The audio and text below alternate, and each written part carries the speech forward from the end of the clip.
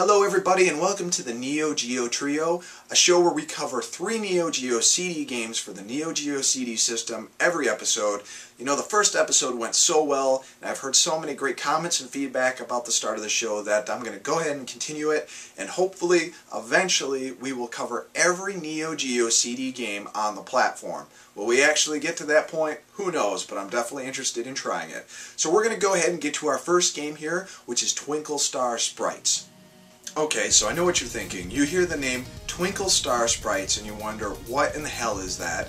I'm not interested in that. Let's fast forward to the second part of the review. Well, you'd be very unfortunate if you did that, because this is a colorful, addicting shoot-'em-up game that is available for a couple different platforms, but it started out for the Neo Geo Arcade and Neo Geo systems.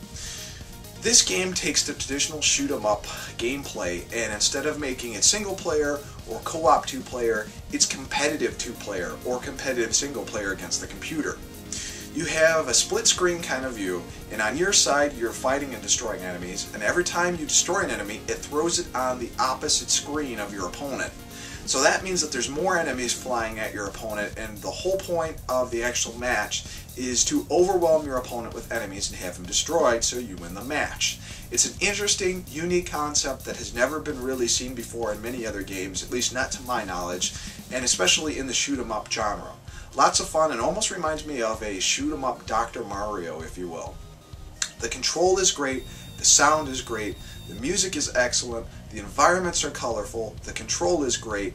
It's a very, very, very unique game that you would not expect to like, but you really should check it out, especially if you got a Dreamcast or another system. Take the time and play this game, especially with a buddy, and you will definitely enjoy it. I give this one a shocking 5 out of 5 stars because I definitely expected less from it. So our second review takes us to Fatal Fury 2.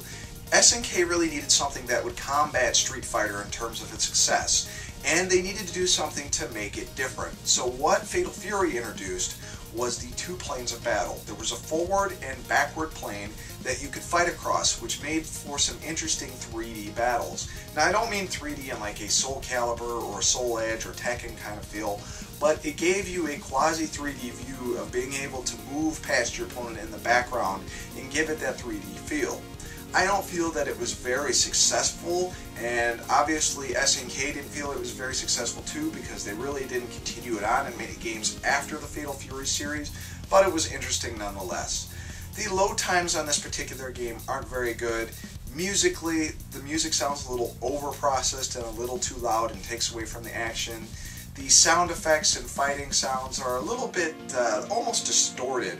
They just don't sound very crisp like they would in later SNK fighting games or Street Fighter games. And the control as far as pulling off moves just isn't as good. I really didn't enjoy this game as much as I have other fighters up by SNK. It's a decent game. I would give it a 3 out of 5 stars, but in my opinion, nothing special until we get to the later Fatal Fury games down the series. And finally, for our third review, we have Robo Army. In Robo Army, a mad scientist has decided that he's going to create a giant army of robots and kidnap all the humans in the city and take their brains and put them in more robots and eventually take over the world. You play as 2 robots who decide that that's not such a good idea, and through 6 stages you go through and fight bosses and rescue humans until you eventually get to the end and beat the game.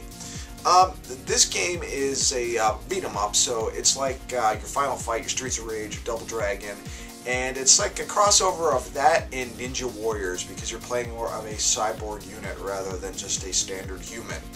You have a variety of different special attacks, and I believe you have up to 6 of them. That may be incorrect. But your first 2 or first 3 are very powerful, and as you kind of dwindle down to your last few, the attack changes and it's not as powerful. The funny thing about that is the game has unlimited continues, and once you use a continue, you get these special attacks all over again.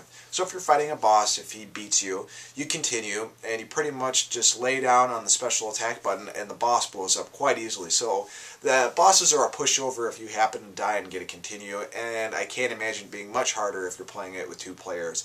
But it is an interesting two-player game with a neat plot concept. The stages are interesting enough, the graphics are good, the controls work. Occasionally there are some hit detection issues with the enemies, but the music is decent and everything else comes together pretty well. It's an above average beat 'em up for the Neo Geo CD, and I give it a 4 out of 5 stars.